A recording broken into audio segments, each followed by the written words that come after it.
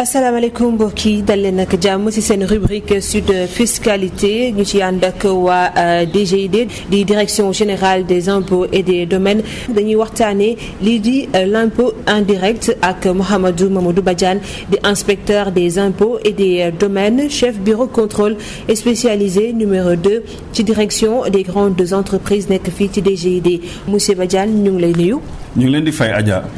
lan mooy impôt indirect lan nga ñu ko mën a définir. waaw suñu la bëggoon wax soxna si lan mooy impôt indirect dañ lay wax ne mooy wàllu impôt bi nga xamante ni bu fekkee ne yoon daf koy yoonal pour nit ki fay ko du seet ne dafa am lu mu gañe mu ne ko kaay fay ma dafa naan ci li ngay yëngatu bu fekkee ne da ngay jënd dara rek wala ngay jublu ci loo xamante ne ci wàllu xarala la bokk rek loolu am na impôt boo xam ne aju na ci la ngay def su ma la doon jox tey ji misaal bu fekkoon ne damay jënd léegi nii ci benn boutique wala benn commerçant ma fay jënd dara loolu di jar téeméer boobu am na benn impôt boo xam ne day fàggu ci mbir mi may jënd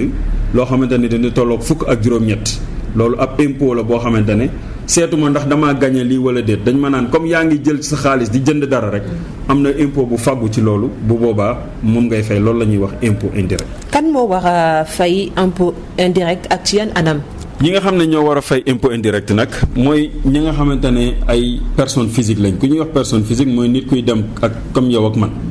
ak ki nga xam ne personne morale la maanaam kërub liggéeyukaay bu mu mënti doon ñu koy wax société wala entreprise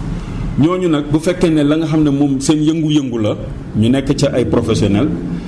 lépp loo xamante ne dafa jublu ci activité économique ñu koy wax wàllum xarala wàllum koom suñu defaree maanaam liggéeyal nit wala ñu am loo xamante ne dañ ko defaral wala ñu am loo xamante ne dañ ko jaay wala nga dem koo xamante ne dafa am lu mu jëlee bitim réew di ko dugal jaarale ko ci waa douane fële ci port wala ci aéroport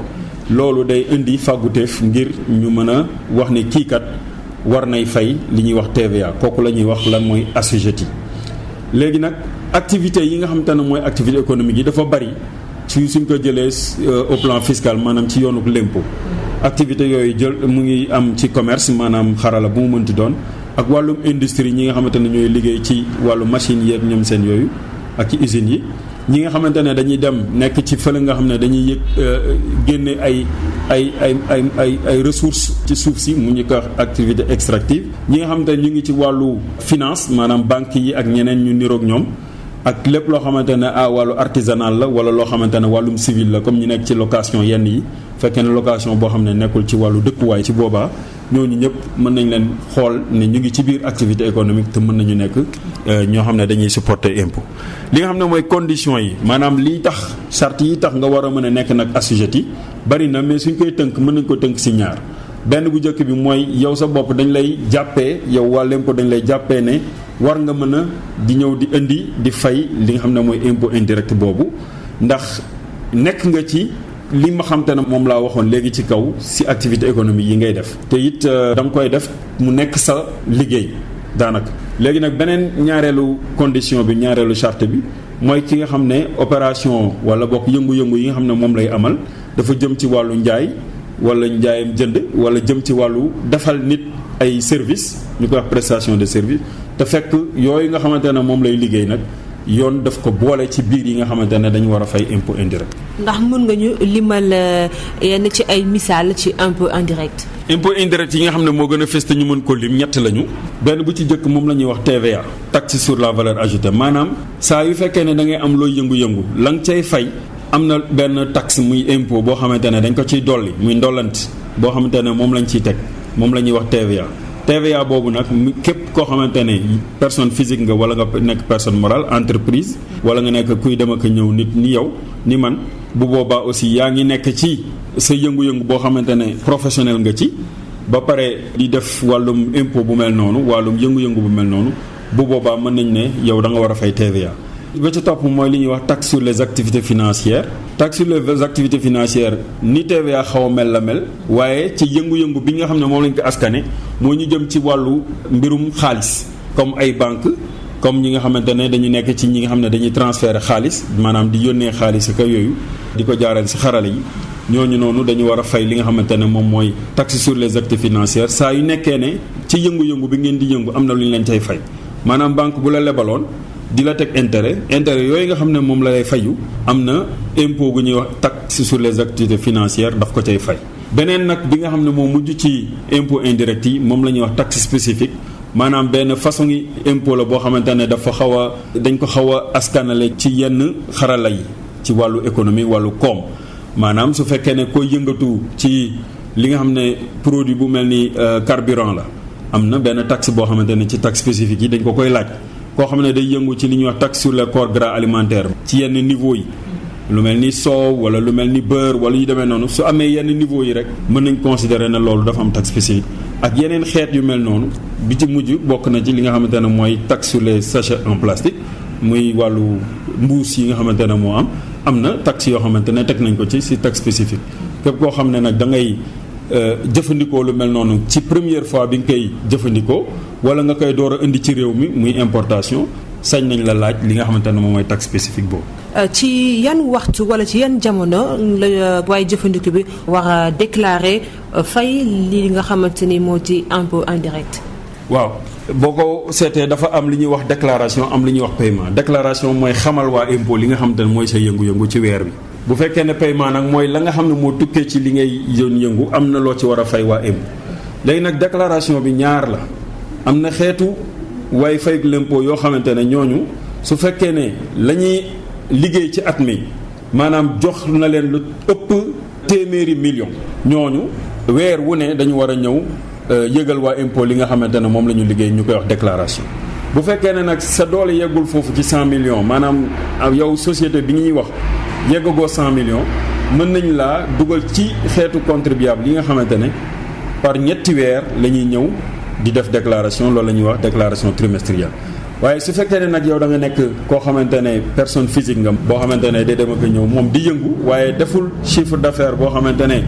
yeggul 50 millions kooku du mën a dugg ci wàllum déclaration TVA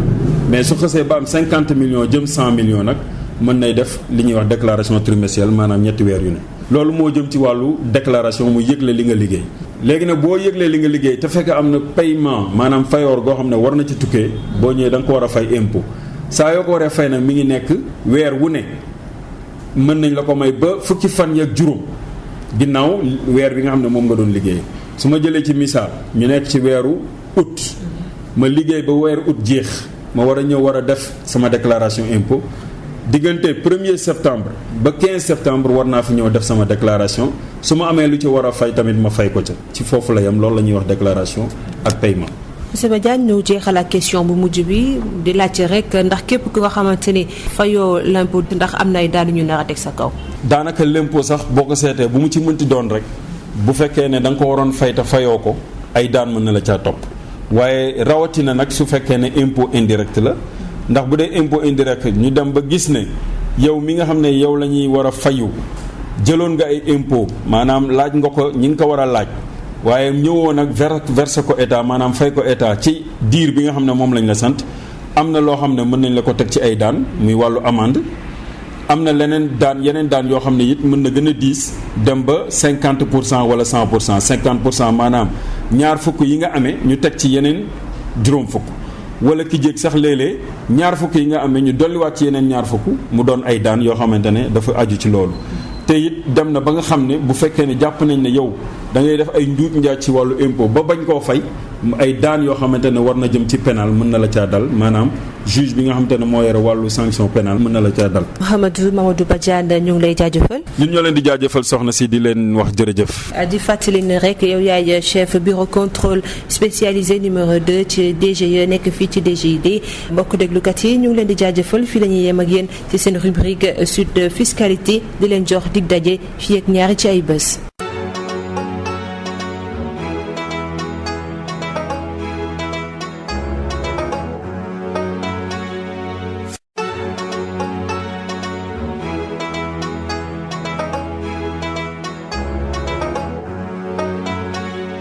Mesdames et messieurs, bonjour et bienvenue dans votre rubrique Sud Fiscalité que vous propose Sud FM en partenariat avec la Direction Générale des Impôts et des Domaines. Pour ce numéro, nous allons parler d'impôts indirects avec Mamadou Badiane, inspecteur des impôts et des domaines, chef bureau contrôle spécialisé numéro 2 à la Direction des grandes entreprises. Bonjour Monsieur Badiane. Bonjour Madame. Comment définissez-vous la notion d'impôt indirect ? La notion d'impôt indirect peut être définie tout simplement comme l'ensemble des catégories d'impôts et taxes qui, suivant une classification administrative, concernent de manière indirecte le revenu du contribuable, c'est-à-dire au moment où ce revenu est dépensé,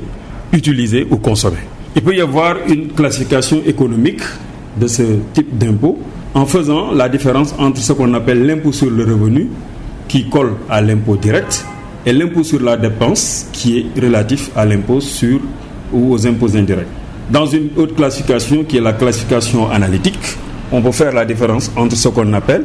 un impôt personnel qui rime avec les impôts directs et un impôt réel qui a tendance effectivement à signifier un impôt indirect. Et généralement, qui est assujetti aux impôts indirects et dans quelles conditions ? Pour ceux qui sont assujettis à l'impôt indirect ou aux impôts indirects, on peut dire que c'est toutes les personnes, physiques ou morales, qui de manière habituelle exercent des activités économiques qui sont constitutives d'une livraison de biens ou d'une prestation de services ou bien d'une opération d'importation. À ce titre, il y a lieu effectivement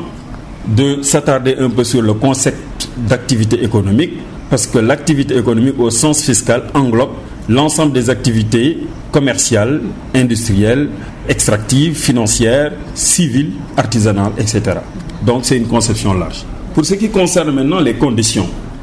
d'assujettissement à ces impôts-là, elles sont nombreuses, mais on peut juste les résumer en deux aspects. La première, c'est le fait que l'assujetti doit avoir cette qualité d'un assujetti identifié à la TVA, à l'une des catégories d'impôts indirects, et non pas seulement à la TVA, mais l'une des catégories des impôts indirects. Et cet assujetti-là va agir en tant que tel, c'est-à-dire en tant que professionnel de ce métier-là, de cette activité, dans le cadre de la réalisation donc d'une activité économique. Et la deuxième condition, c'est le fait que l'assujetti réalise des opérations, soit d'importation, des opérations de livraison de biens, de prestation de services, qui sont visées dans le champ d'application d'un impôt indirect. Pouvez-vous nous citer quelques types d'impôts indirects ? Oui, plusieurs catégories d'impôts indirects existent, mais on peut juste en retenir 3 pour l'essentiel. Il s'agit d'abord de la TVA, qui est l'impôt indirect la plus répandue, la plus objective d'ailleurs, qui s'applique cette TVA-là à toute personne physique ou morale qui, à titre habituel, réalise des opérations de livraison de biens ou de prestation de services. Ça peut être des commerçants, ça peut être des industriels, ça peut être également des prestataires de services ou bien une personne physique ou morale qui procède à des opérations d'importation. Ça, c'est pour la TVA. Il y a une autre catégorie d'impôts indirects, c'est la TAF, c'est-à-dire la taxe sur les activités financières. Cette taxe sur les activités financières concerne toutes les personnes physiques ou morales qui perçoivent des rémunérations sur des opérations financières réalisées au Sénégal. Comme autre catégorie d'impôts indirects, on a les taxes spécifiques. Ces taxes spécifiques, appelées autrement droits d'accise, ça peut concerner plusieurs matières et c'est des taxes qui frappent certains produits qui sont visés expressément par le législateur pour supporter la dite taxe lors de leur importation, lors de leur première mise à la consommation ou lors de leur première livraison. Et parmi ces taxes, on peut citer, à titre d'exemple simplement, la taxe sur les corps gras alimentaires, la taxe sur les produits pétroliers, la taxe sur les boissons gazeuses ou alcoolisées, la taxe sur les sachets en plastique, etc. Toutes ces catégories sont des catégories de taxes spécifiques et qui sont logées dans le lot des impôts indirects. Quelle est la périodicité de la déclaration et de paiement des impôts indirects ? En termes de périodicité déclarative, on peut citer 2 cas. C'est-à-dire il y a une échéance mensuelle, il y a également une échéance trimestrielle. En ce qui concerne la déclaration mensuelle, elle concerne les contribuables qui sont soumis au régime du réel normal, c'est-à-dire des contribuables qui réalisent un chiffre d'affaires annuel, toutes taxes comprises, qui est égal ou supérieur à 100 millions de francs CFA. L'autre catégorie maintenant pour la déclaration trimestrielle, elle est réservée aux contribuables relevant du régime du réel simplifié. Maintenant, pour en revenir au paiement. Pour le paiement, c'est un événement qui doit intervenir au plus tard le 15 du mois qui suit ce qu'on appelle le fait générateur. Le fait générateur étant l'événement qui donne naissance à l'exigibilité de l'impôt, c'est-à-dire à la dette du redevable envers le trésor. Et cet événement-là, quand ça survient, le mois qui suit cet événement-là, et au plus tard le 15, il faudra qu'il y ait le paiement de l'impôt, c'est-à-dire l'impôt indirect concerné. Par contre, en cas d'importation, dès qu'il y a franchissement du cordon douanier, véritablement, il y a exigibilité de l'impôt par rapport à son paiement. Monsieur Badiane, pour terminer, y a-t-il des sanctions pour toute personne qui ne s'acquitte pas de ses impôts? Alors, de manière générale, il est prévu des sanctions à l'encontre de toute personne qui ne s'acquitterait pas de ses impôts, quel que soit le type d'impôt concerné. Ces sanctions peuvent cependant être plus corsées lorsqu'il s'agit de non-paiement afférent à un impôt indirect retenu au collectif. Donc, au-delà de ce qu'on appelle des amendes par voie de procès verbal, on peut retrouver d'autres sanctions qui sont des pénalités légales. Et ces pénalités légales peuvent aller entre 50 et 100% du montant des droits dus en principal. Et cela également pourrait être appliqué à toutes ces personnes-là. Enfin, dans des cas de fraude avérée, il se pourrait également qu'il y ait des sanctions pénales si véritablement les conditions par rapport à ces peines-là sont réunies. Mohamedou Mamadou Badiane, merci. Je vous en prie, madame. C'est moi qui vous remercie. Je rappelle que vous êtes le chef du bureau contrôle spécialisé numéro 2 à la DGE. Voilà, chers auditeurs, c'en est tout. Merci de nous avoir suivis. Rendez-vous dans 2 semaines.